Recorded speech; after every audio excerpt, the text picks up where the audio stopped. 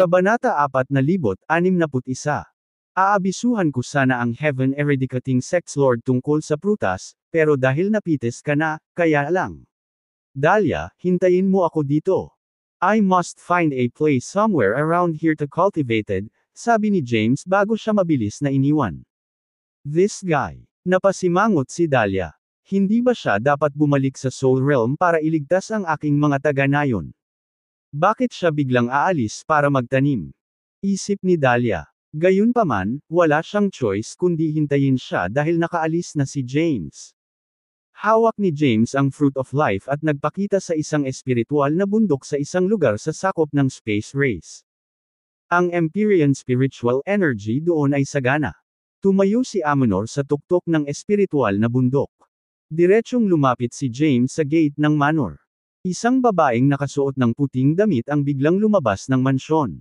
Sa sandaling siya ay lumabas, siya ay pinalipad ng isang malakas na puwersa, at siya ay bumagsak sa lupa sa malayo. Tumayo siya at lumingon sa kanyang mansyon. Natuklasan niya na ang isang malakas na pormasayon ay nakapalibot sa kanyang tahanan, at hindi na siya makapasok. Hindi matuno ni Yaelina Saberton ang mahiwagang pormasayon na nakalagay sa paligid ng kanyang asyenda. Hindi siya nagkaimik na nakakulong siya sa labas ng sarili niyang tahanan. At saka, hindi man lang niya nakita kung sino ang bumangga sa kanya kanina. Anong nangyari kanina? Napatulala si Yaelina. Pumasok si James sa mansyon at agad na naglagay ng pormasayon para maiwasang may mang-istorbo sa kanya. Si Carglane at ang iba pang mga tao ay naghihintay para sa kanya upang iligtas sila. Upang mapabilis ang proseso ng paglilinang, nag-set up siya ng time formation. Naka-lotus position si James sa loob ng bakuran ng manor. Napatingin siya sa prutas na nasa kamay niya. Ang bunga ng buhay ay naglalaman ng ephemeral life power. Hawak pa lamang ni James ang prutas, naramdaman na ni James ang malakas na sigla na tumagos sa kanyang katawan mula sa kanyang mga palad. Ang kapangyarihan ay nagpalusog sa kanyang katawan. Ang kanyang bloodline power ay napabuti ng husto. Huff! Huminga ng malalim si James. Ang kapangyarihan ng buhay na nagmumula sa prutas na ito ay kamangha-mangha. Kung kukunin ko ang lahat ng lakas nito, tiyak na maaabot ko ang ikapitong yugto ng Omniscience Path o higit pa. Si James ay nasa ika-6 na yugto ng Omniscience Path sa mahabang panahon. Napapailing siya sa tuwa. Pinigil niya ang kanyang emosyon at sinubukang pakalmayan ang sarili. Pagkatapos niyang kumalma, casual niyang iwinagayway ang kanyang kamay. Ang bunga ng buhay ay lumutang sa himpapawid at nagpusada sa itaas ng kanyang ulo. Sinimulan niyang i-activate ang kanyang cultivation method para makuha ang Fruit of Life's power. Ang bunga ng buhay ay nagbuga ng puting liwanag na nagpaligaw kay James. Bumukas ang mga butas ni James at gutom na hinihigop ang bunga ng kapangyarihan ng buhay. Dumaloy ang kapangyarihan nito sa kanyang katawan, at umikot ang kanyang blood energy. Nagsimulang mag-mutate ang kanyang mga buto, na nagdulot ng mga tunog ng kaluskos. Pinapaganda ang katawan ni James. Ang kanyang pisikal na lakas, bloodline power, at ang kanyang aura ay patuloy na bumubuti ng mabilis. Ang 10 mahusay na lahi ay nagsama-sama upang limitahan ang potensyal ng paglilinang ng human race. Bilang resulta, maaabot lamang ng mga tao ang ikatlong yugto ng Omniscience Path. Matagumpay na nakapasok si James sa ika-4 na yugto ng Omniscience Path sa tulong ni Thea. Pagkatapos, nakuha niya ang liwanag ng Acme sa Ecclesiastical Restricted Zone at naabot ang 5th at 6th stage. Simula noon, ang kanyang pisikal na lakas ay lumago sa isang glacial rate, at nadama ni James na walang gaanong pag-unlad. Ngayong mayroon na siyang bunga ng buhay, umaasa siyang maaabot niya ang mga bagong taas. Ang kanyang enerhiya ng dugo ay umuuga, at ang kanyang istruktura ng buto ay nagsimulang magbago. Kasabay nito, ang kanyang mga selula ng kalamnan ay nasira at paulit-ulit na binago ang kanilang mga sarili. Sa buong proseso, unti-unting tumaas ang kanyang pisikal na lakas. Dumadaan sa pagbabago si James. Lumipas ang oras bawat minuto.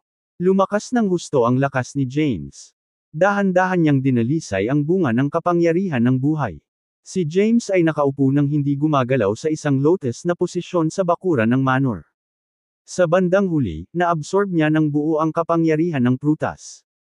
Ang kanyang katawan ay lumipad ng mahigit 10 metro mula sa lupa at nagbuga ng puting liwanag. Ang liwanag ay bumuo ng nakakasilaw na halo sa paligid niya.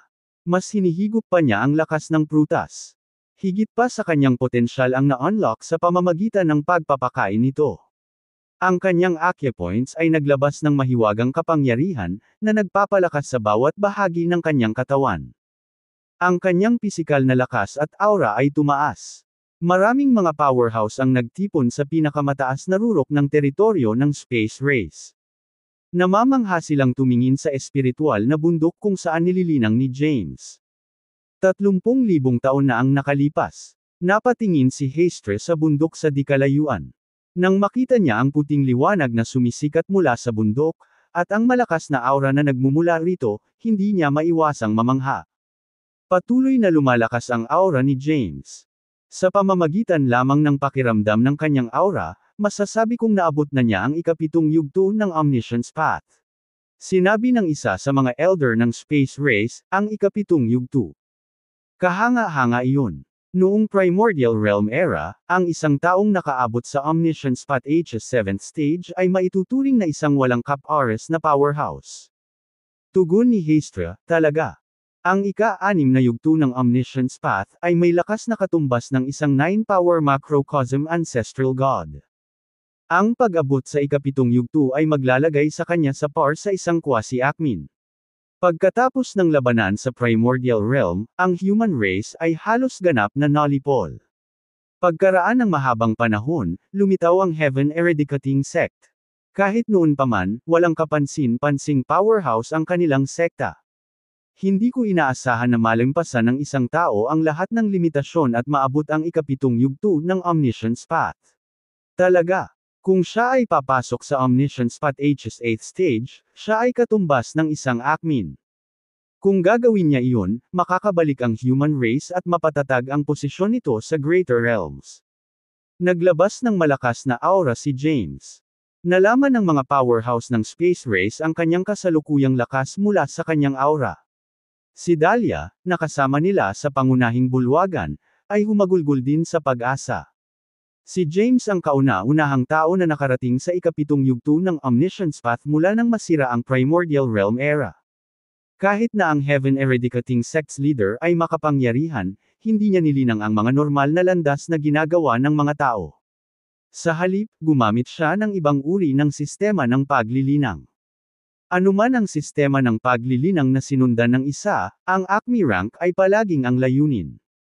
Maaari silang tumahak sa iba't ibang landas, ngunit ang destinasyon ay pareho. Nakuha na ni James ng buo ang kapangyarihan ng bunga ng buhay sa Manor. Tinulungan siya ng bunga ng buhay na gumawa ng panibagong tagumpay, at siya ay nasa ikapitong yugto ng Omniscience Path. Ang kanyang enerhiya ng dugo ay tumigil sa pag-ikot, at ang kanyang mga acupoint ay nagsara din. Tumigil siya sa paglilinang, tumayo, at iniunat ang kanyang mga kalamnan. Basag. Sa sandaling gumalaw siya, nanginginig ang kanyang mga buto. Napangiti si James matapos maramdaman ng malakas na puwersa sa kanyang pisikal na katawan. Naabot ko na sa wakas ang ikapitong yugto ng Omniscience Path at mas malakas na ako ngayon kaysa sa 9-power macrocosm ancestral god rank. Naabot ko na rin ang quasi-acme rank. Huminga ng malalim si James. Ang pagsasanay sa Omniscience Path ay napakahirap. Naabot lamang niya ang ikapitong yugto pagkatapos ng labis na pagsisikap at paglaan ng maraming oras. Ayon sa alam ni James, ang pinakamataas na yugto sa Omniscience Path ay ang 9th stage. Ang isang taong nakarating sa ika-9 na yugto ng Omniscience Path ay si Hestre. Walang sinuman sa Greater Realms ang may kakayahang pumatay sa kanya. Ang pinakamagagawa nila ay isil siya sa isang lugar. Dispersed ni James ang kanyang aura at tinanggal ang porma sayon. Itinulak niya ang gate at lumabas ng mansyon. Habang naglalakad siya palabas, nakita niya ang isang makapal na babae na nakatayo sa kanyang harapan at galit na nakatingin sa kanya. Napakamot ng ulo si James at nagtanong, "Anong problema? May magagawa ba ako para sa iyo?" "Ikaw." Sumabog sa galit si Yaelina. "Pumasok ka at inukupa ang aking manor nang walang pahintulot ko, at may lakas kang loob na tanungin ako kung ano ang problema." Agad na napagtanto ni James ang nangyari. Lumingon siya at tumingin sa Manor sa likod niya. Awkward siyang ngumiti at sinabing, "I'm so sorry." Sa sandaling iyon, nilapitan sila ng Panginoon ng Space Race at ilang matatanda. Agad siyang pinutol ni Hestia, "Huwag kang bastos, Yaelina." Agad siyang binati ni Yaelina ng may paggalang, "Panginoon ko." Then, she glared at James, saying, "Nag-squat siya sa loob ng manor ko for thousands of years without my consent. Bukod dito, halos pinalayas niya ako sa sarili kong tahanan. Paano sapat ang simpleng paghingi ng tawad?" Kinaweyan ni Hestia ang kanyang kamay at sinabing, "Tama na. Na-dismiss ka sa ngayon. Hayaan mo akong hawakan ito." Tumayo si Yaelina at nagpatuloy sa pagtitig ng mga punyal kay James. Tumingin si Hestia kay James at tinitigan siya ng matangkad. "Huwag mo sanang isipin ang bastos niyang ugali. Binabati kita sa pagtungtong sa ikapitong yugto ng Omniscience Path. Bakit mo pinuprotektahan ang isang tagalabas, Lord Hestia?" Agad namang nagpahayag ng dismaya si Yaelina. Agad siyang pinayuhan ni Hestia, "Umalis ka na." Nagulat si Yaelina sa pagtaas niya ng boses. Matapos ang ilang sandali ng pagkabigla, tahimik siyang tumalikod at umalis. Naunawaan ng mga matatandang mas may karanasan kung gaano kahanga-hanga para sa mga tao na masira ang ikatlong yugto ng Omniscience Path at maabot ang ikapitong yugto. Tontong na sana si James sa ikasyam na yugto kung ang Omniscience Path ay hindi pinakialaman at nasupil ng 10 Great Races. Siya ay magiging katulad ni Soren, hindi matatalo at hindi magagapit. Pagkaalis ni Yaelina, lumambot ang ekspresyon ni Hestia, at humihingi siya ng tawad, "Labis akong nahihiya sa kanyang walang galang na pag-uugali. Patawad sa kanyang kawalang ingat." Si James ay hindi nagdamdam. Kung tutuusin, siya ang nang-iistorbo sa kanya. Nagmamadaling sabi ni Dahlia, "Let's go, James. Naghihintay pa rin si Lolo na iligtas natin siya.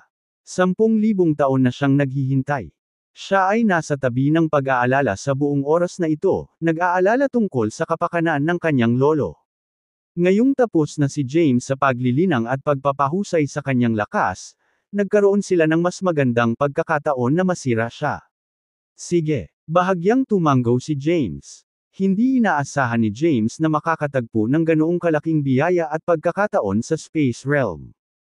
Dumating siya sa Space Realm para hanapin si Balche. Hindi niya inaasahan na makakamit ang bunga ng buhay at makatuntong sa ikapitong yugto ng Omniscience Path gamit ang kapangyarihan nito. Ngayon, ang kanyang pisikal na lakas ay kapantay ng isang quasi-Acmin. Gayunpaman, siya ay bahagyang mas malakas kaysa sa isang regular na quasi-Acmin dahil mayroon siyang purong pisikal na lakas. Paalam, Panginoon Hestia. Pagkatapos magpaalam ni James sa Space Race's Lord, umalis siya kasama si Dahlia. Ang Panginoon ng Space Race at ilang Elder ay nanood habang ang dalawa ay umalis. Nang mawala ang dalawa sa paningin, sinabi ni Hestia, "Maaaring matatapos na ang paghahari ng 10 dakilang lahi. Sa lalong madaling panahon, ang lahi ng tao ay babangon at aangkinin ang upuan ng pinakamalakas na lahi. Sa katunayan, maaari pa nga silang maging mga pinuno ng Greater Realms." Sa sandaling iyon, sinabi ng isang Elder, "Hindi ba masyadong mataas ang tingin mo sa batang ito? Naabot lang niya ang ikapitong yugto ng Omniscience Path. Kahit na ang ikapitong yugto ng Omniscience Path ay makapangyarihan, ito ay partikular na kahanga-hanga sa Greater Realms." Isang respetadong Space Race Elder ang nagkomento, bagaman siya ay nasa 7th stage pa lang, nagawa niya iyon habang pinipigilan ang Omniscience Path. Ito ay dapat na hindi maisip na mahirap. Marami sa mga Elder ng Space Race ang nagtipon at nagbahagi ng kanilang mga opinyon tungkol kay James. Samantala, umalis na sina James at Dahlia sa Space Realm. Ang dalawa ay bumalik sa Soul Realm at kaagad na nakarating sa Chaos sa labas ng Soul Realm. Sa isang lugar sa Chaos, pinakawalan ni Dahlia si Balche. Nakatatak pa rin ang cultivation base ni Balche, at hindi pa siya namamalayan. Tumingin si Dahlia kay James at nagtanong, "Paano natin siya haharapin? Dapat ba natin siyang patayin o buhayin siya?" Sabi ni James, "Hindi pa natin siya kailangang patayin. Baka may soul lamp siya sa Hopeless City. Kapag siya ay namatay, ang lamparan ng kaluluwa ay papatayin. Kapag nangyari iyon, sisubog ang takip ko kung iikot ko ang pagkakakilanlan niya." Sumagot si Dahlia, sige. Mula nang tumuntong si James sa ikapitong yugto ng Omniscience Path, ang saloobin ni Dahlia kay James ay nagbago ng husto. Unti-unti siyang nagtiwala sa katapatan ni James sa mga tao. Napatingin si James sa walang malay na si Balche, iniunat ang kamay, at nagbuhos ng kaunting kapangyarihan sa katawan ni Balche. Tumagos ang kapangyarihan sa kaluluwa ni Balche. Biglang nagising si Balche at hingal na hingal sa sakit. Ginamit ni James ang Soul Search Art, isang supernatural power na natutunan niya mula sa Ecclesiastical Restricted Zone. Ito ay isang masamang pamamaraan na ginamit upang maghanap sa kaluluwa ng isang buhay na nilalang. Maaari itong mangalap ng lahat ng impormasyon tungkol sa isang buhay na nilalang sa pamamagitan ng mga sigil ng kaluluwa. Gayunpaman, ito ay may labis na masamang epekto sa kaluluwa ng isang buhay na nilalang. Arg! Patayin mo ako. Patayin mo na lang ako. Ginamit ni James ang supernatural power para hanapin ang kaluluwa ni Balche. Bumungad sa buong mukha ni Balche ang mga asul na ugat habang ito ay pumipihit sa sakit. Kasabay nito, nagsimulang tumulo ang dugo mula sa kanyang anit. Sa maikling sandaling iyon, nakuha na ni James ang lahat ng kailangan niyang malaman tungkol sa buhay ni Balche. Kaagad pagkatapos, ipinakalat niya ang kapangyarihan ng Soul Search Art. Naibsan si Balche sa paghihirap at mahinang bumagsak sa espasyo ng chaos. Tumingin si James kay Dahlia at inutusan siya, "You should stay here in the chaos. Huwag pumasok sa Soul Realm. Ako na mismo ang pupunta doon." Alam ni Dahlia na mayroong hindi mabilang na mga powerhouse sa Hopeless City. Sa kanyang kasalukuyang cultivation rank, hindi niya ito masusuportahan ng maayos. Sa halip, baka maging pabigat siya kay James. Tumingin siya kay James at nagmakaawa, "Kailangan mo akong tulungang iligtas sina Lolo, Bruce, at ang iba pang mga taga-nayon." Tumango si James at sinabing, "Gagawin ko ang lahat." Pagkatapos magsalita, pinagtibay ni James ang hitsura ni Balche at gumamit ng isang espesyal na pamamaraan ng paglilinang upang baguhin ang kanyang aura. Sa sandaling iyon, ang kanyang aura ay kahawig ng kay Balche.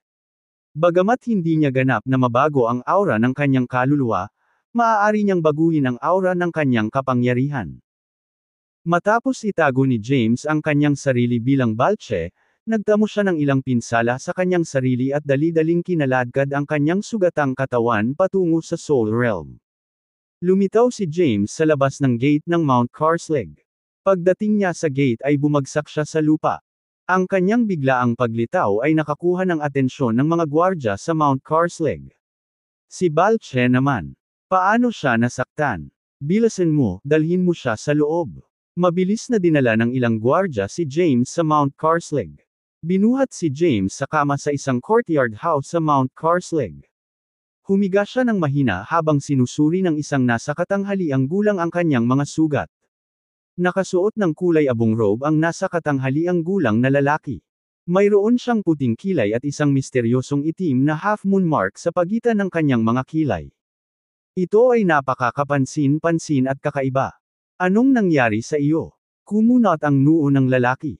Si James, na itinago bilang Balche, ay mahinang sinabi, "Guro, pinangunahan ko ang isang hukbo sa Space Realm gaya ng iniutos mo." Gayunpaman, ang kanilang pagbuo ng bundok ay hindi kapani-paniwalang makapangyarihan. Hindi pa ako nakakalusot sa kabila ng mahabang panahon. Sa huli, ang dakilang elder ng lahi ng Doom, si Yori, ay nagpakita at pinunasan ang ating mga sundalo. Binitawan niya lang ako pagkatapos kong sabihin sa kanya na galing ako sa Soul Race. Gayunpaman, nasaktan din niya ako. Sinimulan ni James na subukang pukawin ang hidwaan sa pagitan ng Soul at Doom Races. Ang Doom Race ang kasalukuyang pinakamalakas sa 10 Great Races. Kahit na ang Ursa at Soul Race ay bahagyang mas mahina kaysa sa kanila. Naiintindihan ko. Dapat kang magpahinga ng maluwag. Personal kong iuulat ang bagay na ito sa Panginoon ng lungsod. Umalis si Waspen pagkatapos magsalita ng ilang salita. Pumikit si James at nagsimulang magpahinga. Dahil ginawa niya ang mga pinsala sa kanyang sarili gamit ang kanyang Chaos Power, mabilis siyang makakabawi sa mga iyon kahit kailan niya gusto. Nagpunta si Waspen upang makilala ang Panginoon ng lungsod, si Hachan. Sa bulwagan ng pangunahing tuktok ng Mount Carslake, si Hutchin ay nakaupo sa pinakamataas na upuan. Pumwesto si Waspen sa ibaba niya at ipinarating ang impormasyong narinig niya mula kay James. Iyan na naman ang maldita na Doom Race. Galit na sumimangot si Hutchin. Ang Doom Race ay nakialam sa mga gawain ng Soul Race noon. Ngayon, ipinapasok nila ang kanilang mga sarili sa mga gawain ng Space Race. Hindi iniulat ni Hutchin ang huling insidente sa mga nakatataas dahil ito ay isang komplikadong sitwasyon. Kung naiulat niya ang insidente, mas lalong lumala ang relasyon ng dalawang lahi. Gayunpaman, sa pagkakataong ito, nadama niya na kailangang ipaalam sa kanyang mga nakatataas. Ito ay kadalasan dahil nakatanggap siya ng balita tungkol sa Great Elder ng Doom Race, si Yori, sa pagkuha ng susi ng Cloud Race. Dahil nakuha ng Doom Race ang susi mula sa Cloud Race, tiyak na nagplano sila na makuha rin ang susi ng Soul Race. Naghinala si Hutchin na ang Doom Race ay gumawa ng kasunduan sa Human Race at nagpaplanong sakupin ang Greater Realms. Ito ay isang kilalang katotohanan na ang Doom Race ay may mahusay na mga ambisyon. Matapos marinig ni Hutchin ang mga ulat ni Waspen, hindi na niya maaaring palampasin ang bagay na ito. Agad siyang umalis sa Mount Carslake at nagtungo sa punong tanggapan ng Soul Race, Mount Soul. Dumating si Hutchin sa Mount Soul at iniulat ang lahat ng kanyang nalalaman. Sige, naiintindihan ko. Na-dismiss ka. Ang dakilang elder ng lahing kaluluwa ay bahagya na ikinaway ang kanyang kamay at pinaalis si Hutchin. Gayun din, ang taong pumatay kay Saturio ay nahuli at kasalukuyang nakakulong sa piitan ng Mount Carslake. Paano ko siya haharapin? Magalang na tanong ni Hutchin. Walang pag-aalinlangang sumagot ang dakilang elder, iyan ang gawain ni Tobias. Ipaubaya mo na lang sa kanya. Sige, tumango si Hutchin. Kahit na si Hutchin ay isa ring elder ng Soul Race, ang kanyang katayuan ay walang halaga kumpara sa Great Elder. Ang dakilang elder ng lahing kaluluwa ay isang supreme powerhouse na umabot sa Acme rank. Ang lolo ni Saturio, si Tobias, ay isa ring mataas na ranggo na elder dahil isa rin siyang admin. Sa katunayan, nakatanggap na si Hutchin ng utos mula kay Tobias. Hiniling sa kanya na magpakalat ng mga chismis tungkol sa paghuli nila ng mga tao upang maakit ang higit pang mga miyembro ng Heaven Eradicating Sect. Sa pamamagitan nito, mabibihag niya silang lahat at maipaghiganti ang kanyang apo. Dahil si Hutchin ay dumating upang makita ang dakilang elder, iniulat niya ang insidente upang maiwasang akusahan na pumanig kay Tobias. Agad na umalis si Hutchin sa main hall. Umalis ang Great Elder para makipagkita sa Soul Race's Lord sa kanilang restricted area. Ang dakilang elder ng lahi ng Doom ay tila nagdudulot ng gulo sa lahat ng dako at ito ay tila isang masamang premonition. Hindi nila kayang maging pabaya at kailangan nilang magpatuloy ng maingat. Samantala, tahimik na humiga si James sa kama at nagpahinga. Sinabi sa kanya ng isa sa mga pinagkakatiwalaan ni Balche tungkol sa sitwasyon ng Mount Carslake. Ang pinagkakatiwalaan ay isa ring Lernayan Hydra at pinalaki ni Balche. Siya rin ang kinatawang pinuno ng Mount Carslake. Mula sa pinagkakatiwalaan, nalaman ni James na buhay pa si Carglane. Nakaligtas din si Bruce sa nakaraang matinding labanan. Gayunpaman, ang kanyang kalagayan ay kakilakilabot at siya ay nasa pintuan ng kamatayan. The Almighty Dragon General Chapter 4,066 na Carglane, Bruce, at ang mga taga-nayon ay lahat ay nakakulong sa piitan ng Mount Carslake.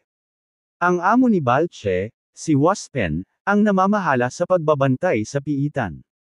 Gayunpaman, hindi siya kailangan na patuloy na bantayan ang piitan dahil ang cultivation base ng mga bilanggo ay nasealed.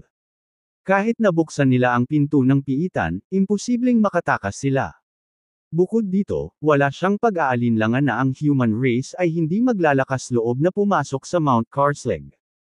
Akala niya ay hindi magkakaroon ng lakas ng loob ang Heaven Eradicating Sect na pumuslit sa teritoryo ng Soul Race. Higit pa rito, magiging mas madali ang pagkuha sa kanila kung sila ay nagmamadaling pumunta sa Mount Carslake.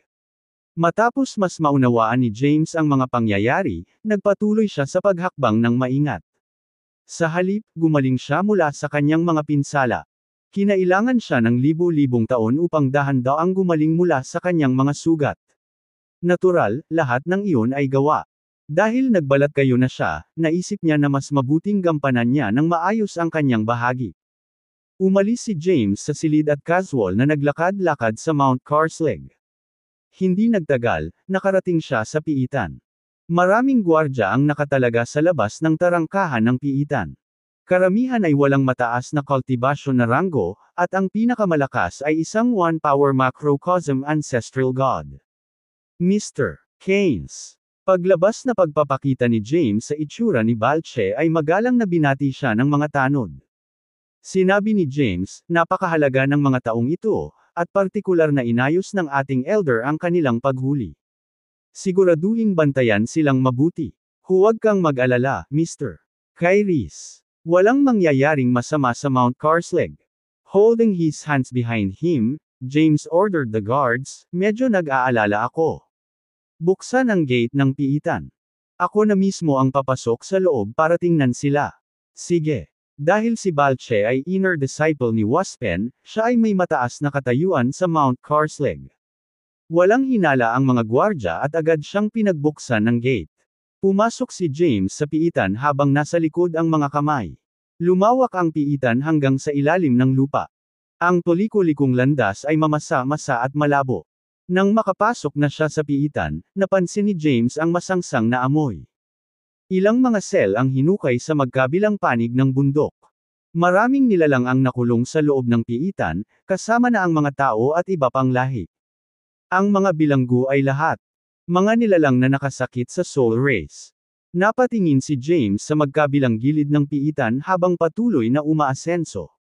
Nang marating niya ang pinakamalalim na bahagi, sa wakas ay natagpuan niya si Cardlane at ang iba pang mga taga-nayon. Nagkunwari siyang ini-inspeksyon ang kanilang mga selda at tumalikod na para umalis. Habang siya ay nagpapatrolya sa piitan, nag-iwan siya ng ilang sigil. Ang mga sigil ay nakatago sa loob ng mga pader na bato, at kahit na ang isang powerhouse ay hindi natukoy ang mga ito. Matapos matiyak ang layout ng piitan, naglakad si James palabas. Pagkalabas niya ng piitan, dumating si Waspen. Tumingin si Waspen sa kanya at nagtanong, anong ginagawa mo dito? Tumingin sa kanya si James at magalang na tumugon, nag-aalala ako na baka may mangyari sa piitan, kaya pumunta ako para inspeksyonin ito ng personal. Ang lahat ay nasa simula, at walang hindi maayos. Sinabi ni Waspen, kakagaling mo lang, at hindi ka dapat mag-alala tungkol sa piitan. Yumuko si James sa kanya. Naiintindihan, sir. Ikinaway ni Waspen ang kanyang kamay at sinabing, okay, magpahinga ka na. Okay. Tumalikod na si James at umalis. Huwag na huwag mong bubuksan ang gate ng piitan para sa sinuman kung wala silang token ko, naiintindihan mo. Pinandilatan ni Waspen ang mga gwardya at binalaan sila. Oo, sir. Agad na lumuhad ang mga tanod sa lupa at tumanggo ng samasang-ayon. Hindi naman sila pinansin ni James. May porma sayon sa loob ng piitan, at ang pangunahing istruktura ay nasa tarangkahan nito. Buti na lang at nakapasok na siya sa piitan at naging pamilyar sa panloob na layout. Nag-iwan din siya ng mga sigil, na nagpapahintulot sa kanya na pag-aralan ang porma sayon. Sa kaunting pag-iisip, madali niyang masira ang porma sayon. Sa ipinagbabawal na lugar sa likod ng mga bundok sa likod ng Cloud Race, tinuruan siya ni Soren ng ilang paraan upang masira ang mga porma sayon. Ngayon, maaari pa niyang sirain ang mga porma sayon na itinakda ng 10 mahusay na karera, kaya ang pakikitungo sa pagbuo ng Mount Carslake ay magiging isang piraso ng cake. The Almighty Dragon General Chapter 4067 Basta masira niya ang porma sayon, madali siyang makapasok sa piitan at iligtas ang mga taga-nayon nang hindi inaalerto ang sinuman. Bumalik si James sa kanyang kwarto at nagpatuloy sa pagpapahinga. Biglang may kumatok sa pinto. Tumugon si James sa kumatok, na nagsasabing, pumasok ka. Isang lalaking nasa katanghaliang gulang ang pumasok sa silid, isinara ang pinto, at umupo sa isang upuan. Ito ang pinagkakatiwalaan ni Balche. Pagkabalik ni James mula sa Space Realm, na-update siya ng confidant na ito tungkol sa halos lahat ng bagay. Anong mali? May problema ba? Tanong ni James. Sinabi ng Katie wala, narinig ko ang isang powerhouse mula sa Heaven Eradicating Sect na lumitaw sa Soul Realm. Oh! Napukaw ang curiosity ni James. Paulit-ulit na sinabi ni Dahlia sa kanya na hinding-hindi ililigtas ng Heaven Eradicating Sect ang sinuman sa kanilang mga miyembro na nabihag ng ibang lahi. Kaya bakit nagpakita ang isang miyembro ng sekta sa Soul Realm? Tinanong ni James, sino ito? Sumagot ang Katie wala, ayon sa balita mula sa Heaven Eradicating Sect, ang taong nagpakita ay ang kanilang deputy leader. Kumbaga, kapatid siya ng isa nating preso. Oh, nakikita ko. Bahagyang tumanggo si James. Kapatid ng isang tao, ha? Hindi nakakagulat na labagin ng deputy leader ang mga patakaran. Sino ang maaaring maupo habang kinukuha ng kaaway ang kanilang mga kapatid? Isip ni James. Alam ni James na kailangan niyang kumilos sa harap ng deputy leader ng Heaven Eradicating Sect. Kung hindi, magdaragdag ito ng isa pang tao sa listahan ng mga taong kailangan niyang iligtas. Gayunpaman, hindi pa tamang panahon para kumilos. Gusto ni James na ipahanap kay Dahlia ang deputy leader at kumbonsihin itong huwag magmadali. Sa kasalukuyang cultivation rank ni James at sa kanyang mga natamo, kahit na hindi siya makaalis sa Mount Carsley, maaari pa rin niyang kontaken si Dahlia na nasa labas ng Soul Realm. Pinaalis ni James ang kanyang pinagkakatiwalaan. Pagkatapos, umupo siya sa isang lotus na posisyon sa lupa at gumamit ng isang mahiwagang paraan ng paglilinang. Isang invisible sigil ang lumitaw, lumutang palabas ng silid, at nag-zoom palayo sa Soul Realm. This whole time, hinihintay ni Dahlia ang balita ni James. Biglang may lumitaw na sigil sa kanyang harapan. Nag-transform ang sigil sa isang figure na kamukhang kamukha ni James. Nakalusot na ako sa Mount Carsley at may plano na akong iligtas ang iyong mga taga-nayon. Gayunpaman, ngayon ko lang nalaman na ang deputy leader ng Heaven Eradicating Sect ay dumating na sa Soul Realm. Kung gusto mong iligtas ang iyong lolo, hanapin ang representante na pinuno, at sabihin sa kanya na huwag kumilos ng walang ingat. Ayokong iligtas ang lolo mo, at pagkatapos ay bumalik at iligtas siya. Nang may hatid na ang mensahe, nawala ang figure. Nandito si lolo. Tuwang-tuwa si Dahlia. Pagkaraan, bigla siyang kumalma at sinabing, hindi. Hindi ko hahayaang magsapalaran si lolo. Hindi ko dapat hayaang sirain niya ang plano ni James. Pumasok siya sa Soul Realm nang walang pag-aalinlangan at nagsimulang hanapin ang kinaroroonan ng kanyang lolo gamit ang kanyang intelligence personnel kasama ang mga espesyal na simbolo na ginagamit ng kanilang sekta upang mag-iwan ng mga lihim na mensahe. Matapos ipaabot ni James ang mensahe kay Dahlia ay pumikit siya. Ginamit niya ang mga sigil na iniwan niya sa piitan para i-scan at pag-aralan ang formation. Napakasalimuot ng porma sayon, kaya mahirap para sa mga ordinaryong tao na masira ito. Gayunpaman, ito ay bahagyang hamon para kay James at aabutin lamang ng 100 taon upang malutas.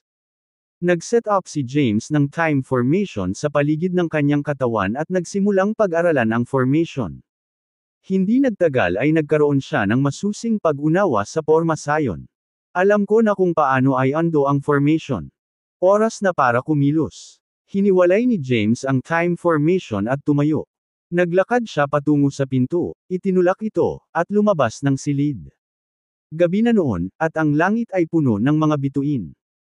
Naglakad-lakad si James sa Mount Carsley, iniiwasan ang mga gwardya na nakatalaga sa paligid nito, at unti-unting pumunta sa piitan.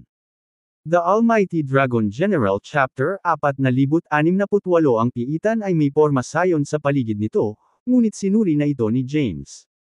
Ngayon, madali niyang nabuksan ang porma sayon at tahimik na pumasok sa piitan.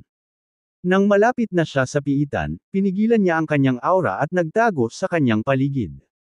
Pagdating sa tarangkahan ng piitan, lumakad siya sa gilid at tahimik na sinimulan na i-disassemble ang formation. Gumawa siya ng maliit na butas sa porma sayon at pumasok sa piitan. Pagkapasok ni James sa piitan, naging malabong anino siya at mabilis na tinungo ang daanan. Saan man siya dumaan, ang mga gwardya sa loob ng piitan ay babagsak sa lupa at manghihina. Ang mga gwardya sa loob ng piitan ay medyo mahina, at madaling itinapon sila ni James.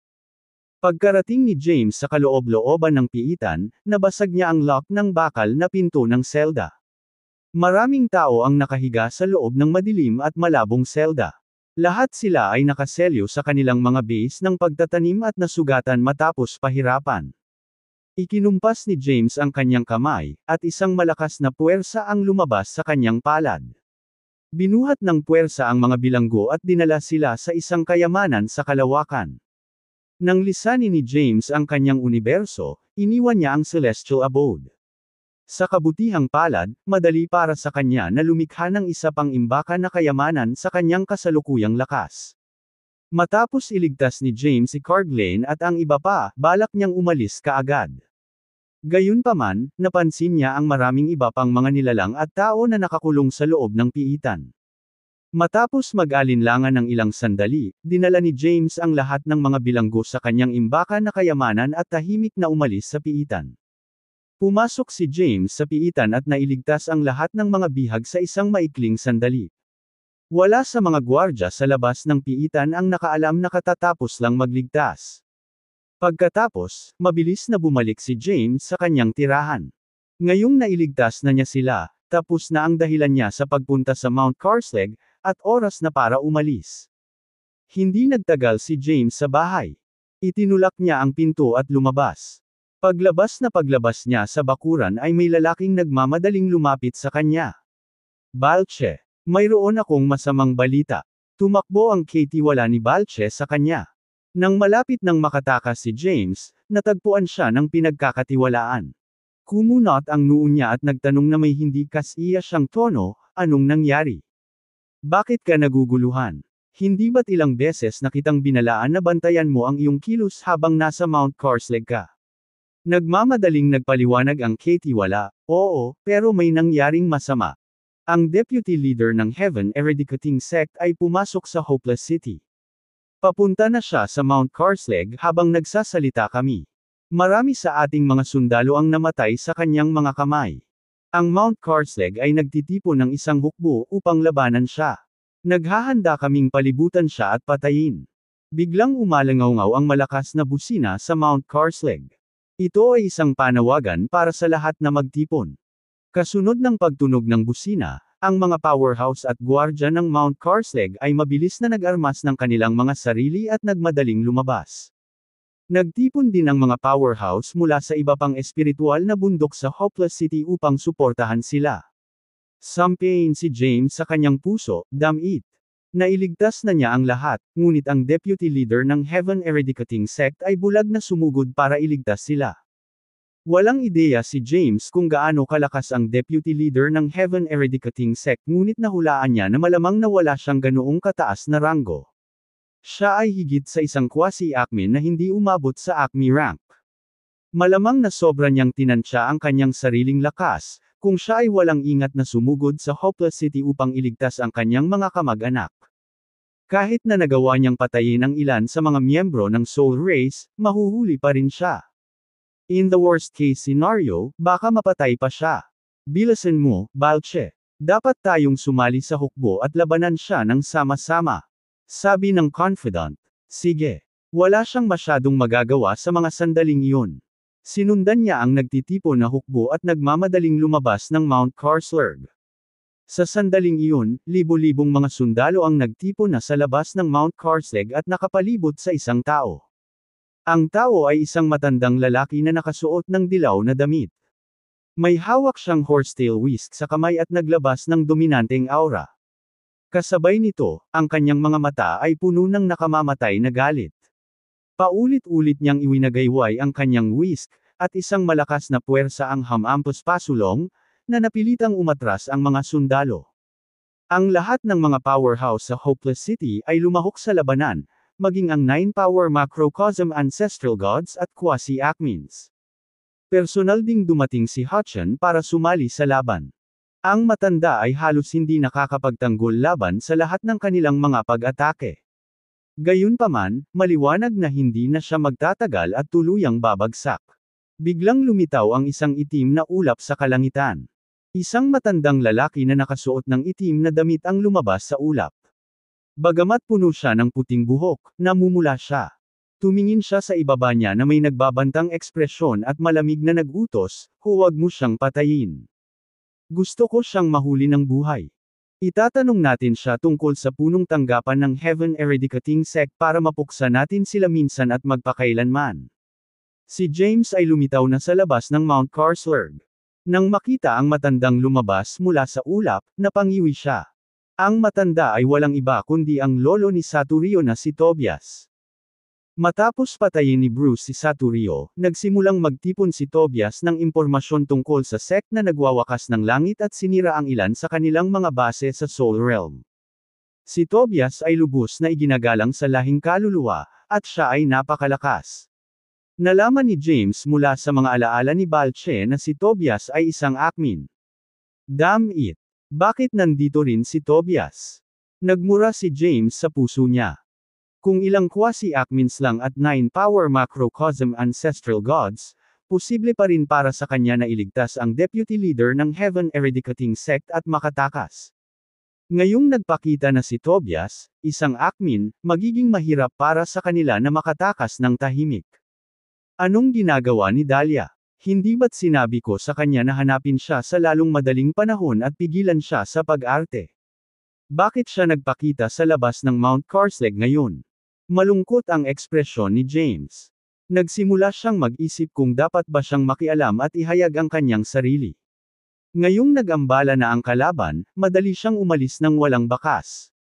Gayunpaman, ang deputy leader ng Heaven Eradicating Sect ay maaaring mamatay bilang isang resulta. Mabuhay man siya, mahuhuli siya. Kung nangyari iyon, kailangang gumawa si James ng panibagong plano para iligtas siya. Kung nakipagsanib puwersa siya sa kinatawang pinuno sa ngayon at iniiwasang manatili sa larangan ng digmaan ng masyadong mahaba, maaaring magkaroon sila ng pagkakataong makatakas. Nasaan si Dahlia ngayon? Ang priority niya ay mahanap si Dahlia at mailabas muna siya ng ligtas. Ang representante na pinuno ay dapat na makatagal ng mas matagal sa kanyang lakas. Hindi agad sumama sa laban si James. Sa halip, umikot siya sa larangan ng digmaan at pumasok sa Hopeless City. Pagkatapos, sinimulan niyang hanapin ang aura ni Dahlia. Dahil tinuruan niya siya ng cultivation method para itago ang aura niya, natural na may paraan si James para mahanap siya. Hindi nagtagal at natagpuan niya si Dahlia sa isang tiwangwang na lugar ng Hopeless City. Sa sandaling iyon, pinapanood ni Dahlia ang laban sa labas ng Mount Carslug. Nang makita ang kanyang lolo na nakikipaglaban sa napakaraming kaaway, mukha siyang nag-aalala. Bumungad sa kanya si James sa itsura ni Balche. Mabilis na hinawakan ni Dahlia ang kamay ni James at humingi ng tawad, "I'm sorry. Hindi ko siya mahanap sa oras. Sa oras na mahanap ko siya, nakikipaglaban na siya sa mga powerhouse ng Soul Race. Mangyaring iligtas siya." Kinaweyan ni James ang kanyang kamay at sinabing, "Mag-iisip ako ng isang bagay para iligtas siya. Dapat lumayo ka muna sa Soul Realm. Nag-aalala ako na baka masira nila ang kanilang planeta. Kung mangyayari iyon, walang sinuman sa atin ang makakatakas." Kabanata 4071, Umalis. Sigaw ni James. Parang kumukulog ang boses niya. Maging si Degas ay natigilan sa kanyang sigaw. Pagkaraan ng ilang segundo, sumagot si Degas, "Mag-iingat ka."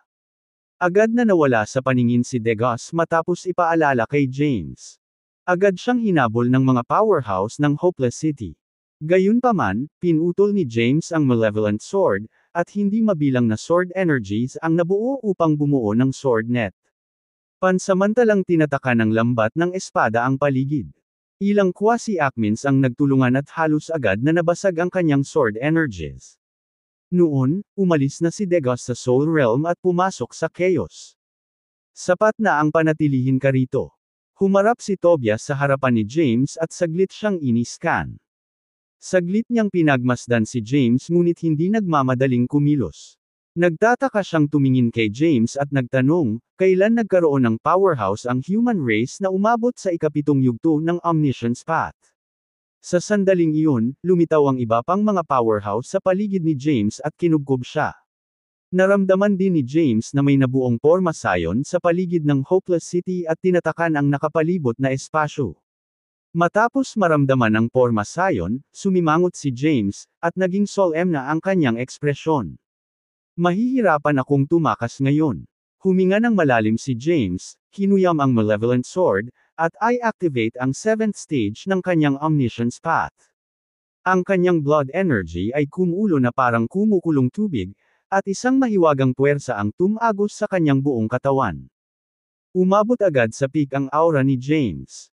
Isang matatag na resolusyon na lumaban ang bumangon sa kanyang puso. Ang Omniscience Path ay isang natatanging cultivation system ng human race.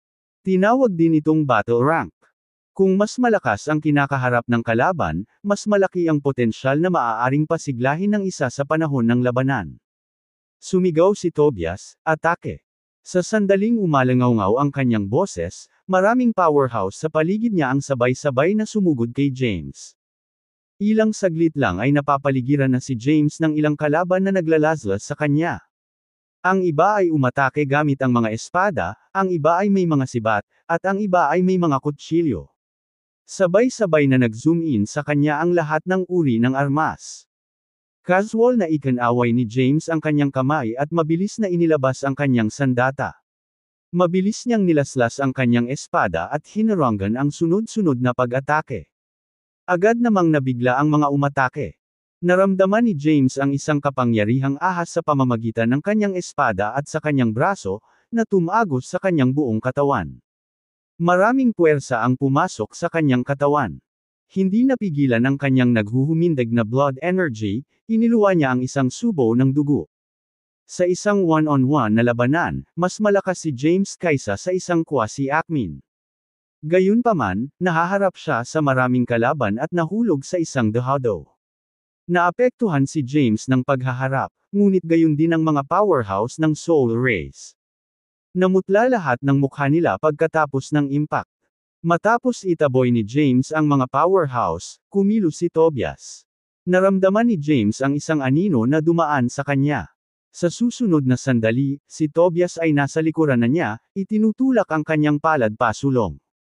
Napakabilis niya. Nagulat si James. Si James ay bihasa sa iba't ibang path at pinagkadalubhasaan ang space and time path. Gayunpaman, ang bilis ni Tobias ay nalampasan ang oras at espasyo. Sa sobrang bilis niya ay hindi nakapag-react si James hanggang sa nataman na siya. Bumagsak siya at tumalsik ang isang bibig ng dugo. Na-overestimate mo ang sarili mo. Isang malamig na buntong hininga ang pinakawalan ni Tobias. Tikman mo ang aking espada. Pinatatag ni James ang kanyang sarili at pinakilos ang kapangyarihan ng kanyang iba't ibang landas. Nagsama-sama sila at nagbuhos sa Malevolent Sword. Sa isang matalim na pagliko, nilaslas ni James ang kanyang espada kay Tobias. 472 ang swordsmanship ni James ay napakalakas. Ang kanyang sword path ay naglalaman ng hindi mabilang na sword moves. Swoosh! Isang nakasisilaw na sword energy ang lumabas at bumaril kay Tobias.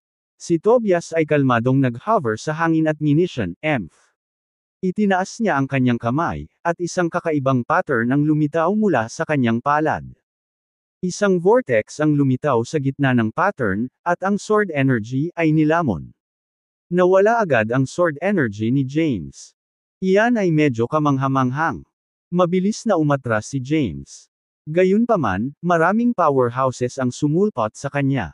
Maraming chaotic treasures ang umindayog sa kanyang direksyon, na nagpakawala ng mga nakakatakot na puwersa. Sa sandaling iyon, hinimok ni James ang kanyang karma power at isinaaktibo ang One for All. Pagkatapos niyang i-activate ang supernatural power, naging kakaiba ang kanyang karma power at agad na na-neutralize ang lahat ng pag-atake ng quasi-Akmins. Sa kabila ng pagkakaroon ng ilang quasi-Akmins bilang mga kalaban, hindi pa rin nasaktan si James. Nagulat si Tobias na nakatingin sa malayo. Hindi ako makapaniwala na nilinang mo pa ang karma power. Si Tobias ay isang Akmin at maaaring agad na makilala ang karma power ni James. Pero, hindi mo pa ito nakakabisado. Muling hamampas si Tobias. Humakbang siya at humarap kay James. Pagkatapos, itinutok niya ang palad niya kay James. Isang nakakatakot na palm print na naglalaman ng mapanirang puwersa na itinulak patungo sa katawan ni James. Nais ni James na gamitin ang One for All para iwaksi ang atake ni Tobias, ngunit tila nawala ang epekto ng kanyang supernatural power. Matapos mabigang ay neutralize ang kapangyarihan ni Tobias, dama po ang print ng palad sa kanyang katawan, na nagpalipad sa kanya. Gayunpaman, hindi siya nasugatan. Agad na naunawaan ni James na ang kanyang supernatural power ay hindi epektibo. Sa katunayan, ito ay dahil ang kanyang kalaban ay masyadong malakas. Kaya, ang One for All ay maaari lamang na neutralisahin ang isang bahagi ng kapangyarihan ni Tobias, at ang natitirang kapangyarihan ay tumama sa kanya. Sa kabutihang palad, naabot niya ang ikapitong yugto ng Omniscience Path, at ang epekto ay hindi nagdulot sa kanya ng nakamamatay na pinsala. Iyan lang ba ang mayroon ka? Lumaki ang kumpiyansa ni James. Hawak niya ang Malevolent Sword, ang kanyang aura na makapangyarihan. Sa pagkakataong ito, si James ang nagkusa na umatake. Nagdilim ang ekspresyon ni Tobias. Ang supernatural na kapangyarihan ni James ay hindi pangkaraniwan dahil maaari nitong i-neutralize ang anumang uri ng kapangyarihan. Siguradong magiging banta ito sa soul race at sa iba pang lahi. Kailangan niyang mamatay. Naglabas ng utos si Tobias, malamig na sumigaw, I activate ang formation. Sa kanyang utos, agad na isinaaktibo ang proteksyong pormasayon ng Hopeless City. Naramdaman ni James ang isang malakas na spatial pressure na dumudurog sa kanya. Hindi komportable ang kanyang dibdib, at ang kanyang kapangyarihan ay nagpakita ng mga palatandaan ng pagsasama-sama.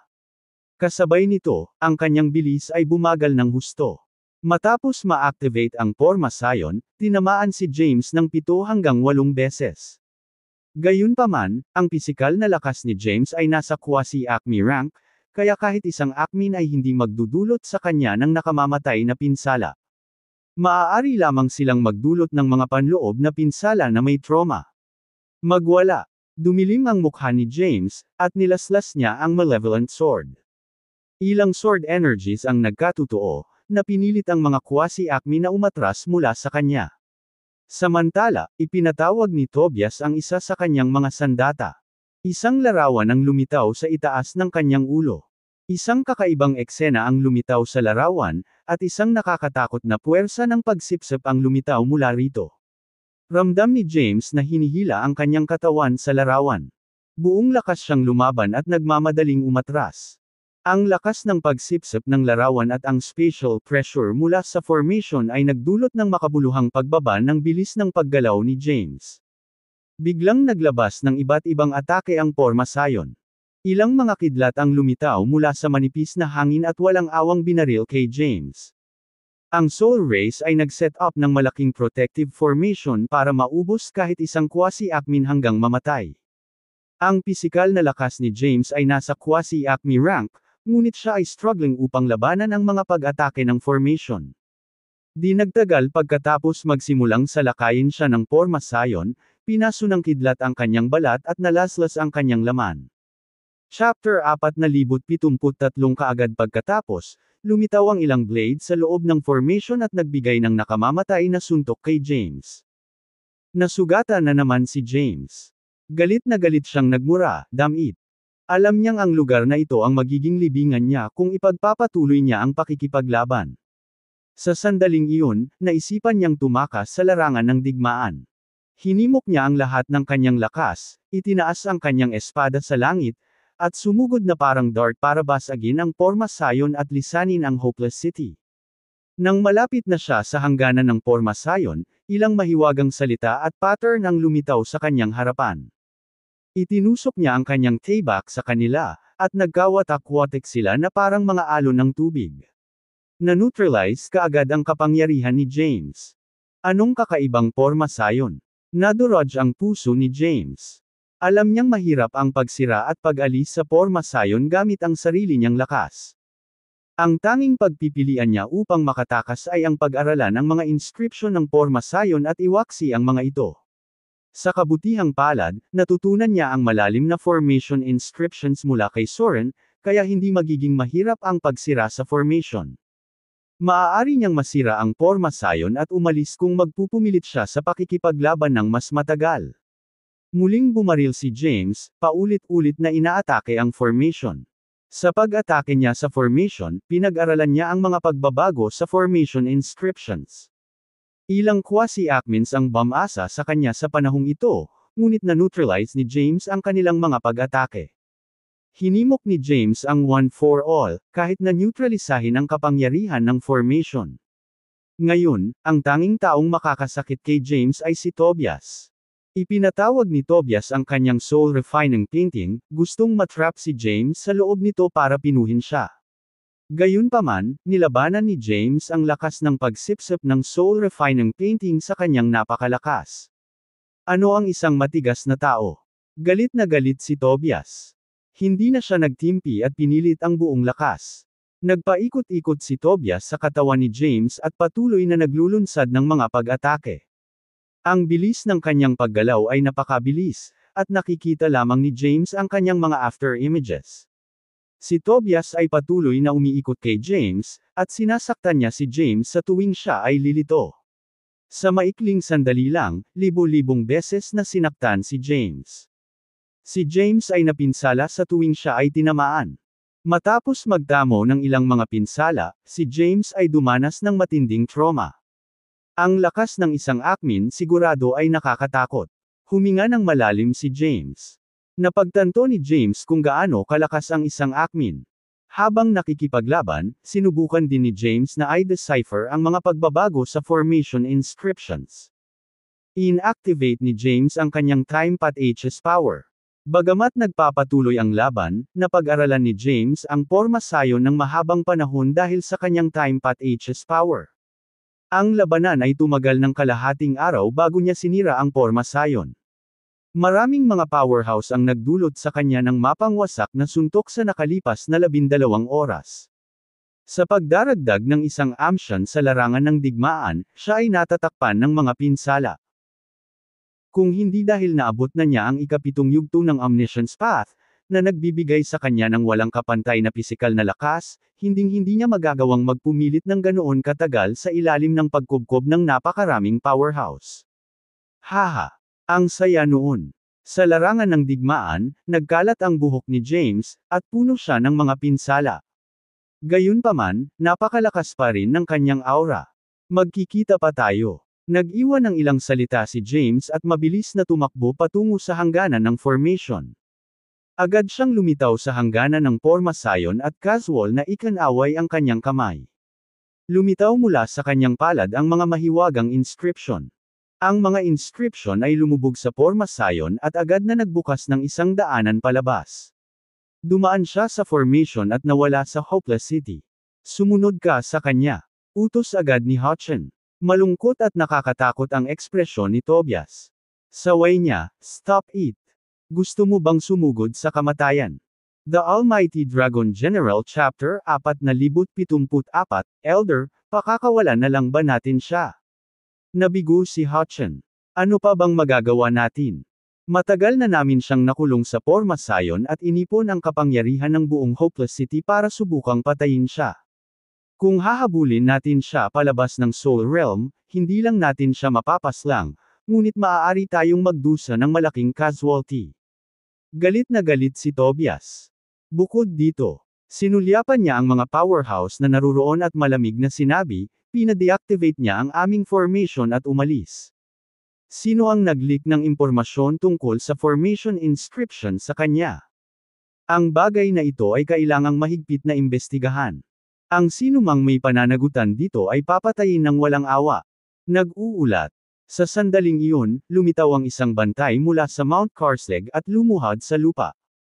Tinanong ni Hutchin, ano ito? Nanginginig na sinabi ng gwardya, na iligtas na ang mga bilanggo sa piitan. Ano? Nagulat si Hutchin at mabilis na tumakbo patungo sa piitan.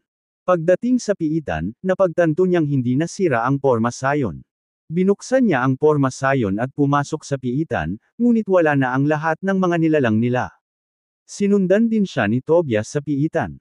Nang makita niya ang walang laman na piitan, siya ay galit na galit.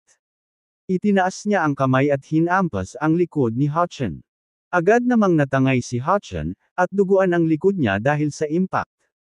Anuman ang kanyang mga pinsala, mabilis na lumuhad si Hutchin sa sahig. Hayaan mo akong magpaliwanag, kuya. Wala itong kinalaman sa akin. Huwag kang mag-alala. Sisiyasatin ko ng maigi ang bagay na iyon at bibigyan kita ng paliwanag.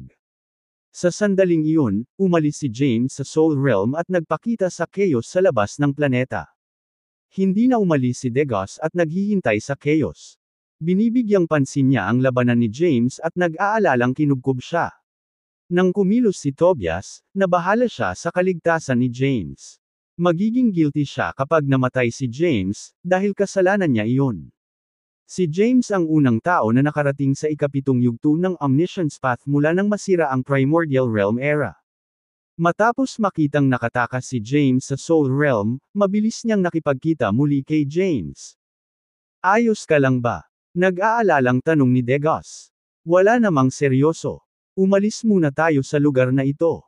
Nag-aalala si James na hahabulin siya ng mga sundalo ng Soul Race at kailangan nilang lumaban muli. Mabilis na umalis ang dalawa patungo sa pinakamalalim na bahagi ng Chaos at sumulong ng mahabang panahon bago tuluyang huminto. Dumating sila sa isang hindi kilalang maliit na mundo ng Greater Realms. Matapos marating ang isang siksik na primordial na kagubatan, umupo si James sa isang lotus na posisyon at hinimok ang kapangyarihan ng landas ng buhay na pagalingin ang kanyang mga sugat. Ang mga panlabas na pinsala ni James ay madaling gamutin. Gayunpaman, ilang beses na siyang sinaktan ni Tobias, at sa pilitan siyang nagpatuloy sa mahabang panahon.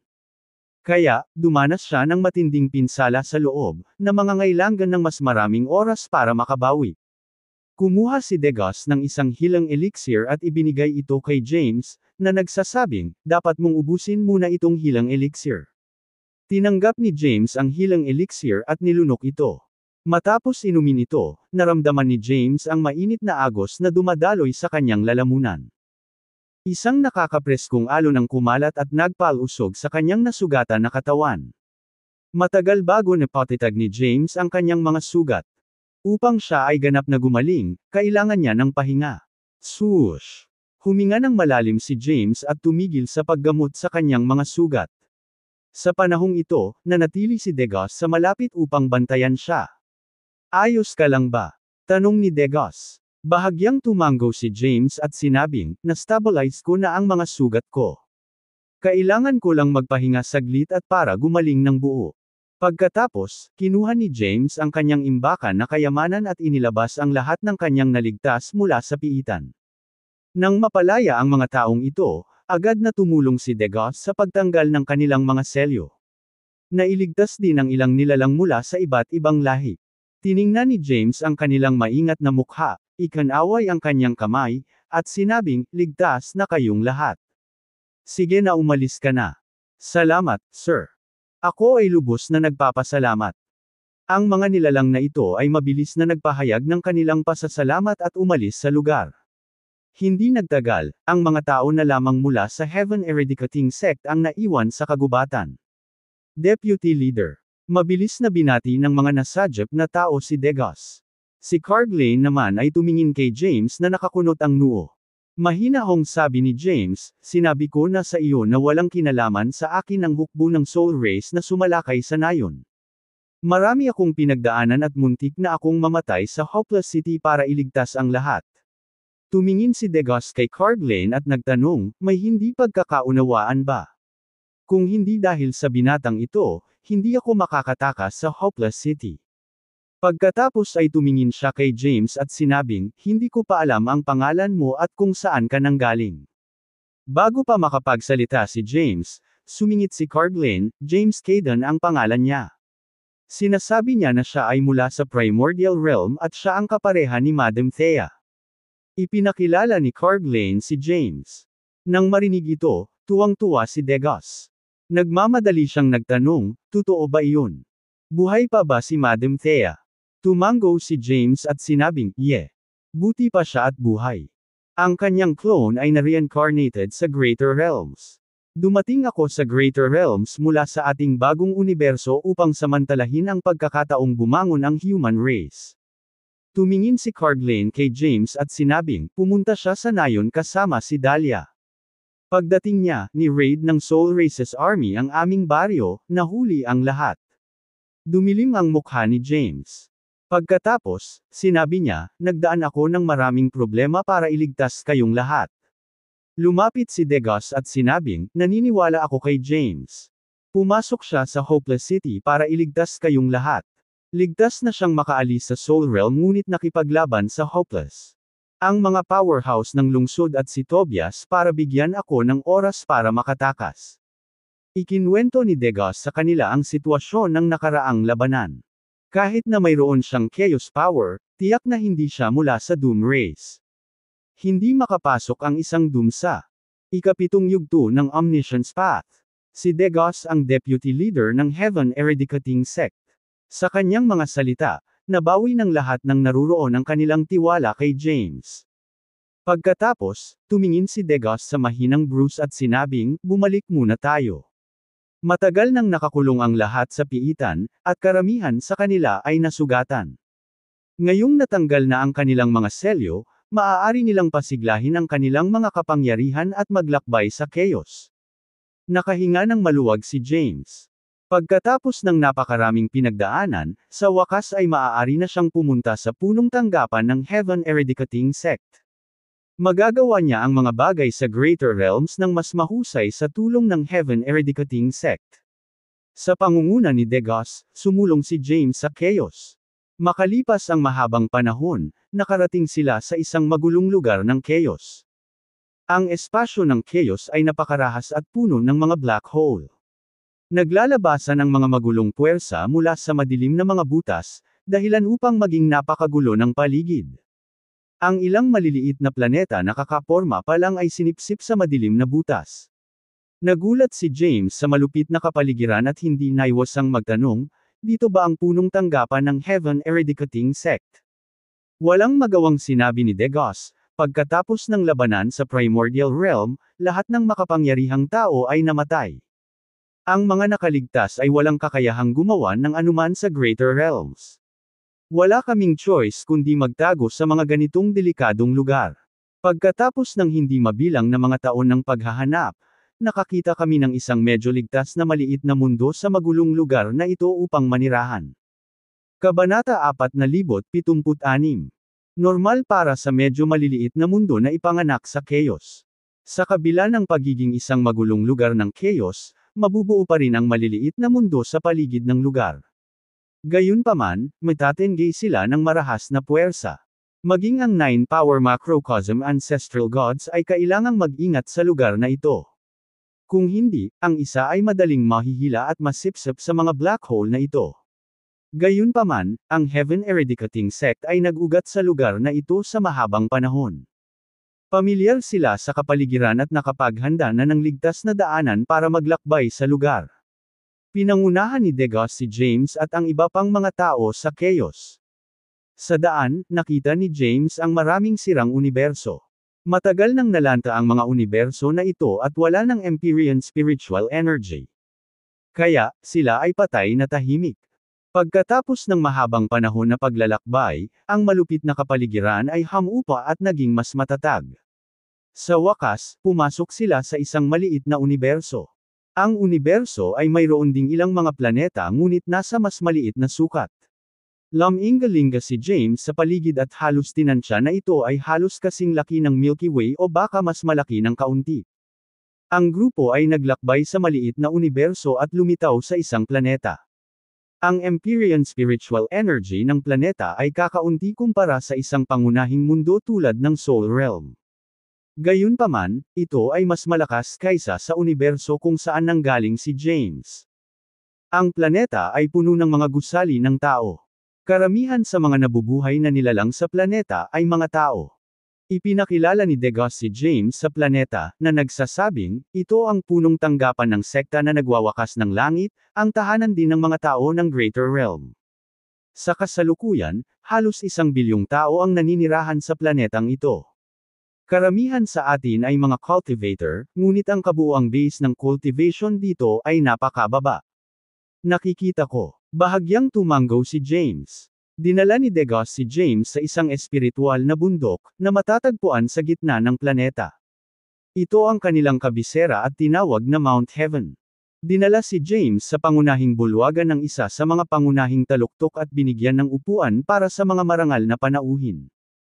Hindi nagtagal pagkatapos niyang maupo, pumasok sa main hall ang isang medyo may edad na lalaki. Mukha siyang 40 taong gulang at nakasuot ng asol na damit. Nakangiti niyang bati sa lahat ng nasa hall. Lider ng sekta. Agad na tumayo si Degos.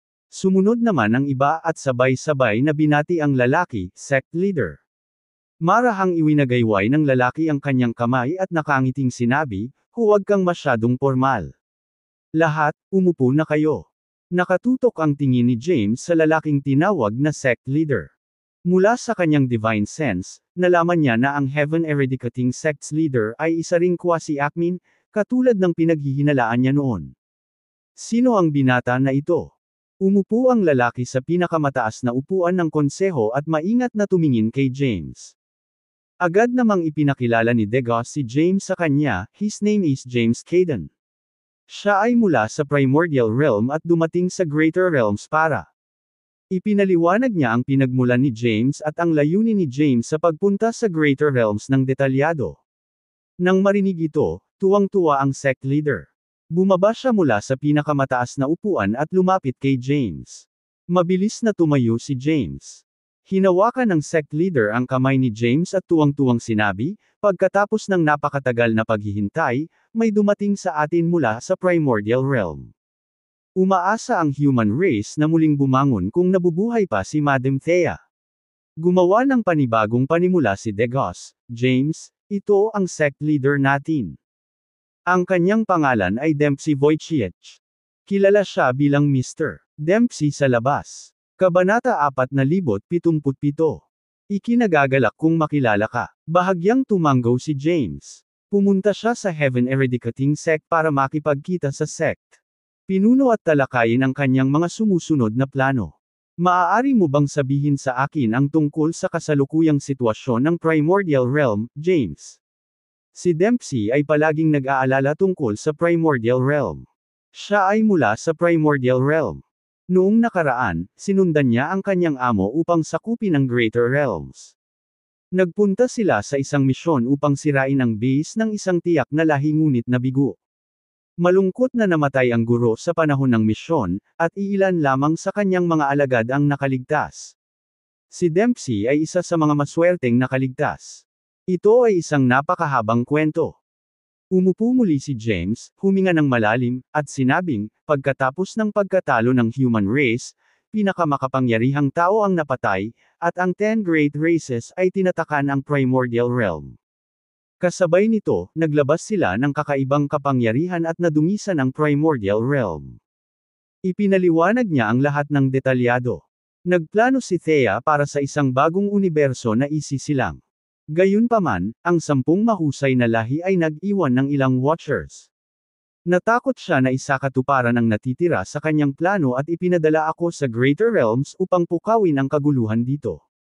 Dahil abala sila sa pag-aasikaso sa mga gawain sa Greater Realms, hindi sila magiging masyadong nakatutok sa Primordial Realm, na bibilhin ng ilang oras para sa human race. Naging mataimtim ang ekspresyon ni Dempsey.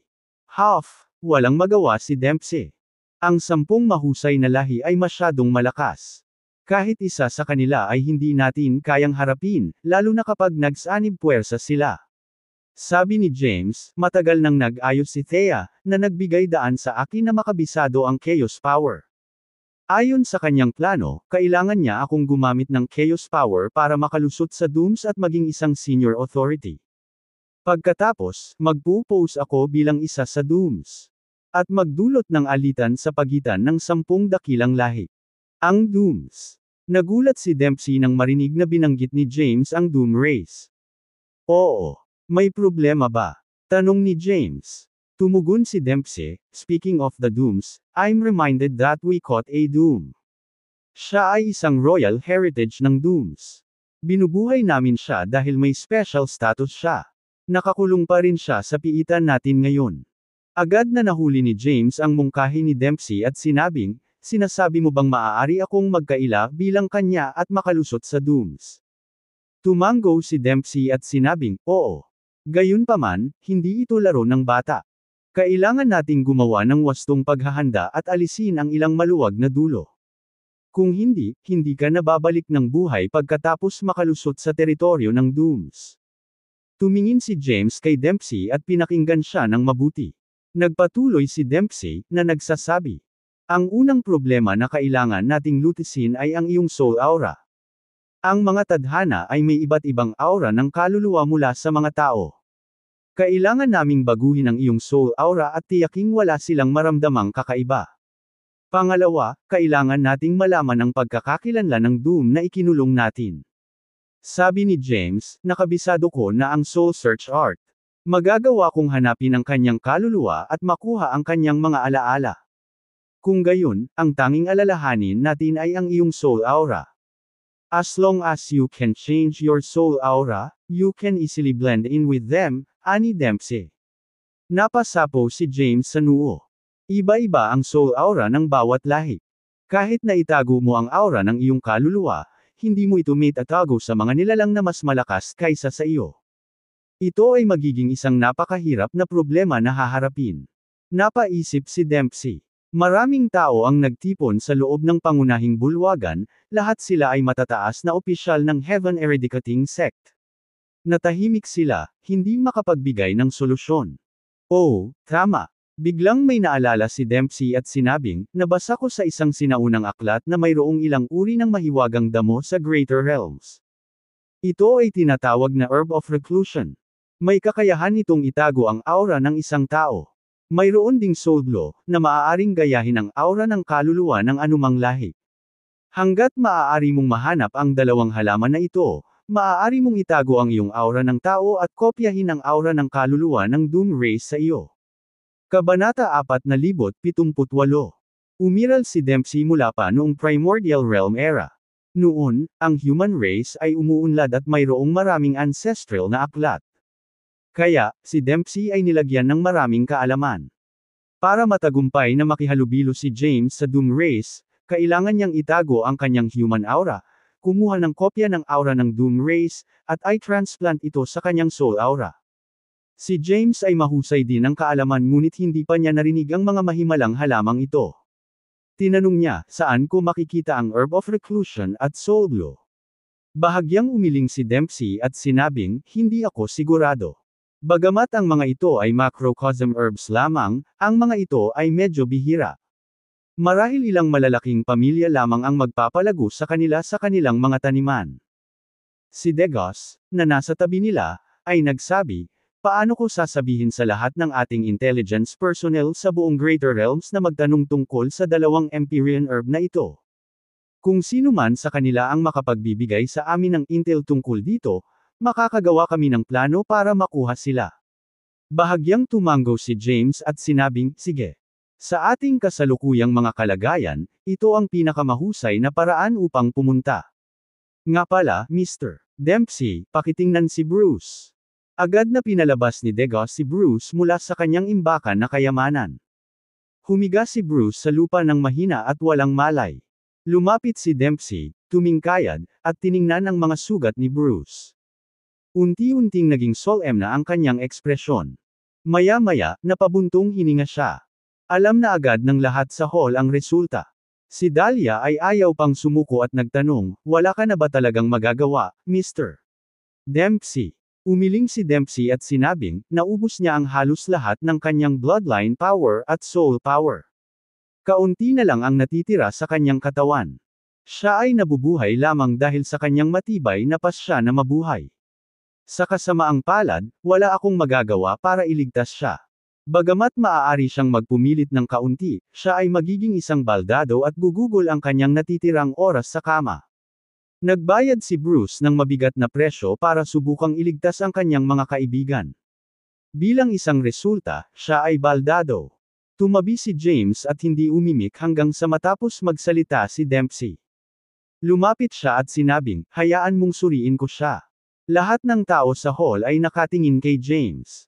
Nalaman na nila ang pinagmulan at lakas ni James.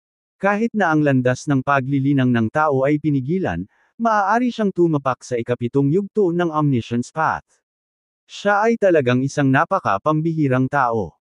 James, iligtas mo siya. Napatingin sa kanya si Dahlia na nagmamakaawa. Si James ang tanging pag-asa ni Bruce. Kung kahit si James ay hindi mailigtas si Bruce, wala nang iba pang makapagliligtas sa kanya. Bahagyang tumango si James bilang tugon. Lumapit si James, tumingkayad, at sinuri ang mga sugat ni Bruce. Pagkatapos ng pagsusuri, nakuha niya ang isang mas mahusay na larawan ng kanyang mga pinsala. Ang sigla ni Bruce ay mahina, at ang kanyang kapangyarihan sa linya ng dugo ay lubhang mahina.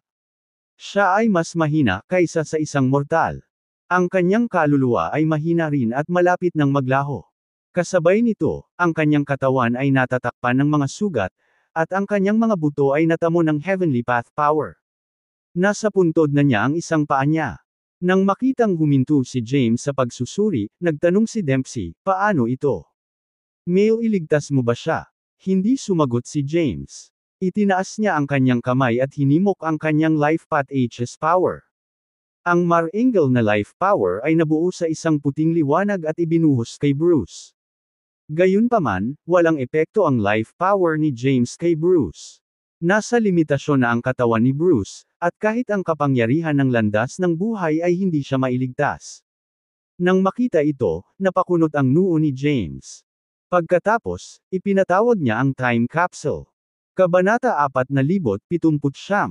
Pinaghiwalay niya ang time capsule sa Crucifer at Excelter. Inalis ni James ang Excelter, naiwan ang Crucifer na umaaligid sa ere. Lumutang sa ere ang katawan ni Bruce bago si James. Inilagay ni James ang Crucifer sa ilang mga Acquia points ni Bruce. Pagkatapos, hinimok niya ang kanyang lakas upang maibalik ang sigla ni Bruce. Ang proseso ay tumagal ng ilang araw. Pagkalipas ng ilang araw, sa wakas ay inalis ni James ang Crucifer. Nanambalik ang pamumula ng mukha ni Bruce, at tila nasa mas maayos na ang kanyang pag-iisip. Pilit siyang bumangon at tumingin kay James nang may pasasalamat. Sabi niya, salamat. Kinaweyan ni James ang kanyang kamay at sinabing, nakakatakot ang forbidden art na ginamit mo. Nagawa ko lang pagalingin ang iyong mga panloob na pinsala at pansamantalang napanatili ang sigla sa iyong katawan. Hindi kita lubusang napagaling. Mabubuhay ka pa ng ilang epoch kung hindi mo gagamitin ang iyong enerhiya. Kung pilit mong susubukan na gamitin ang iyong kapangyarihan, hindi ito kakayanin ng iyong katawan at kaluluwa, at mamamatay ka kaagad. Sapat na sa akin iyon. Nagpasalamat si Bruce sa oras na iniwan niya. Napakalapit na niya sa kamatayan. Kung hindi tumulong si James, hindi siya makakaligtas. Kahit medyo matagalan pa siya, nakarete siya. At least ngayon ay mabubuhay na siya ng normal.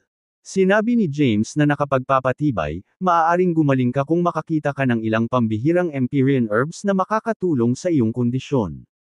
Hindi siya nagsasabi ng mga salita ng aliw. Kung muling mamumangga ang puno ng buhay ng space race, tiyak na mapapabuti nito ang kalagayan ni Bruce sa masaganang kapangyarihan nito. Naisip kaagad ni Dahlia ang bunga ng buhay at nagtanong, magagaling ba siya ng bunga ng buhay ng lahing kalawakan?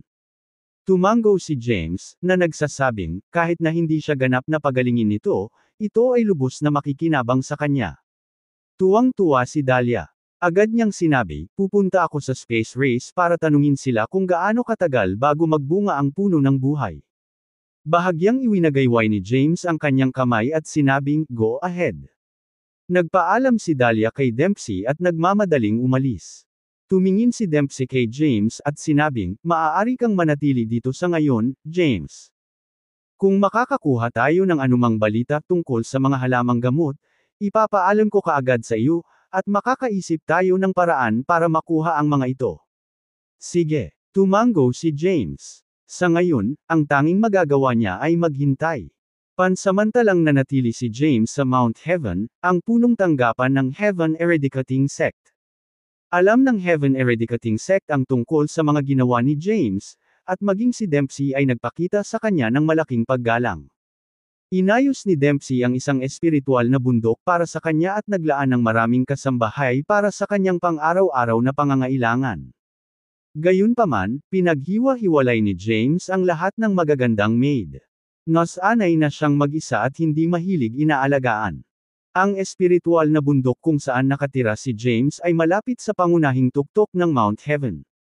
Tinawag itong Mount Behemoth at kung saan ang Empyrean spiritual energy ay ang pinakasagana.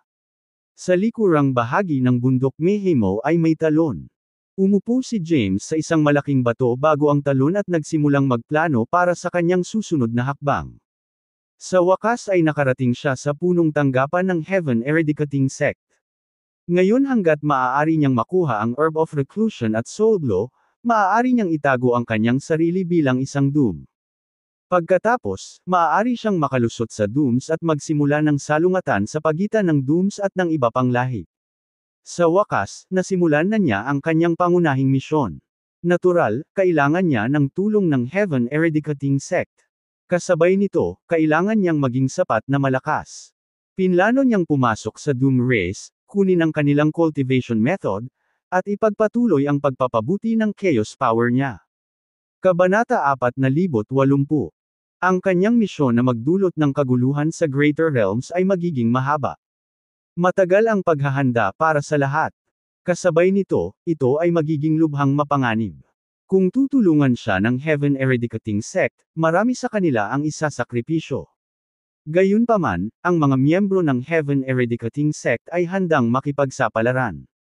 Sa buong taon, ang kanilang pagkakaiba sa lakas sa 10 Great Races ay naging malawak. Marami na sa kanilang mga kasama ang namatay, ngunit patuloy pa rin silang lumaban ng buong tapang laban sa ibang lahi. Umupo si James at nag-iisip tungkol sa mga problemang darating. Marami siyang dapat gawin. Ang pinakamahalaga ay ang mahanap si Thea. Sa pamamagitan lamang ng paghahanap sa reincarnation ni Thea ay maaari niyang malaman ang higit patungkol sa universo kung saan siya nagmula. Pagkatapos, maaari silang magkaisa upang ipaghiganti ang lahi ng tao at pangunahan silang umangat sa iba pa sa Greater Realms. Si James ay nakaupo sa isang lotus na posisyon sa likod na bundok ng Mount Behemoth sa loob ng maraming taon. Makalipas ang 30,000 taon, isang magandang babae ang biglang lumapit sa kanya. Nakasuot siya ng puting damit at naglabas ng napaka-glamorous na aura. James. Umalangaw-ngaw ang kanyang kaaya-ayang boses. Naglilinang si James ngunit biglang naputol ang boses niya. Nagmulat siya ng mata at tumingin kay Dahlia. Tumalon siya mula sa malaking bato, naglakad palapit sa kanya, at nagtanong, ano ang problema? May balita ba tungkol sa mga halamang gamot? Tumango si Dahlia at sinabing, oo. Gusto ni Mr. Dempsey na ipaalam ko sa iyo. Sige. Fair na. Tumango si James. Pagkatapos, umalis ang dalawa sa bundok Behemoth. Maraming matataas na opisyal ng Heaven Eradicating Sect ang nagtipon sa pangunahing bulwagan ng tuktok. Umupo si Dempsey sa pinakamataas na upuan, at ang katabi niya ay si Degas. May iilan ding mga taong nakita noon ni James ngunit hindi pamilyar. Mr. Dempsey. Pinagsalikop ni James ang kanyang mga kamao at binati siya. Agad na tumayo si Dempsey, bumaba mula sa kanyang upuan, at sinabing, huwag kang masyadong formal sa akin. Mula ngayon, ikaw na ang pinuno ng Heaven Eradicating Sect. Ang mga tao ng Greater Realm ay susunod sa iyong mga utos. Naniniwala ako na ang human race ay tiyak na maghahatid ng magandang kinabukasan sa ilalim ng iyong pamumuno. Nagmamadaling iwinagayway ni James ang kanyang kamay at sinabing, hindi ako karapat-dapat na maging sect leader. Ako ay isang tao na tanging marunong magtanim at lumaban. Dapat kang magpatuloy sa pamumuno sa Heaven Eradicating Sect. Ayaw ni James na maging sect leader. Aalis na siya para makalusot sa Doom Race. Kaya, hindi siya maaaring manatili sa punong tanggapan upang pamahalaan ang Heaven Eradicating Sect. Kailangan kong makihalubilo sa Dooms. Ang Heaven Eradicating Sect ay mangangailangan ng pinuno sa panahong ito. Pagdating ng oras, gagawin nitong mas efficient ang pagtutulungan. Sa pagtanggi ni James, hindi na nagpumilit si Dempsey. Umupo ulit siya sa pinakamataas na upuan. Umupo si James sa sulok ng pangunahing bulwagan at nagtanong, nakakuha ka ba ng impormasyon tungkol sa mga halamang gamot? Tumango si Dempsey at sinabing, oo. Ayon sa ating intelligence personnel, malapit nang mag-auction ang isa sa 10 Great Races. Ilalagay nila sa auction ang Herb of Reclusion. Gaano katagal bago ang auction? Tanong ni James. Sagot ni Dempsey, malaking auction ang gagawin ng Angel Race, kaya inanunsyo nila ito ng maaga. Hindi mabilang na makapangyarihang chaotic treasures at bihirang Empyrean herbs ang mapupunta. Auction. Balita ko magkakaroon din ng Acmin Treasures. Ang auction ay magaganap sa halos 3 milyong taon mula ngayon.